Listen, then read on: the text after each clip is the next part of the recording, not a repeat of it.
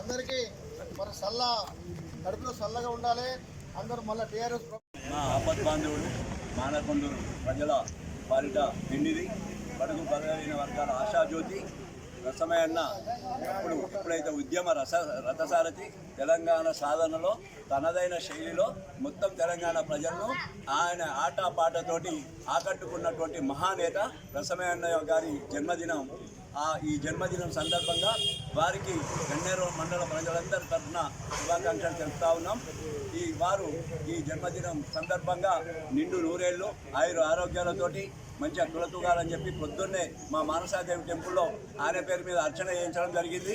అదేవిధంగా రాబోయే రోజుల్లో కాబోయే రాష్ట్రానికి మరి తెలంగాణ రాష్ట్ర సమితి అధినేత అయినటువంటి కేసీఆర్ నాయకత్వంలో ప్రభుత్వం ఏర్పడి ఆ ప్రభుత్వంలో మా రసమైన మంత్రిగా చూడాలని చెప్పి గన్నేరు మండల ప్రజలే కాదు మానకొండూరు ప్రజలందరూ కలలు కంటా ఉన్నారు. ఆ కళను సాకారం చేస్తారని చెప్పి పొద్దున్నే మనసారి అమ్మవారిని వేడుకా ఉన్నాం, లక్ష్మీ గణపతిని వేడుకున్నాం.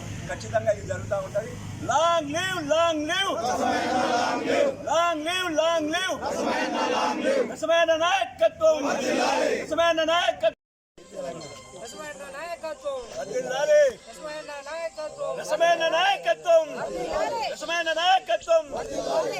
నాయకత్వం నేత మానకొండూరు పేదల పాలిటి పెన్నిది బడుగు బలహీన వర్గాల ఆశాజ్యోతి.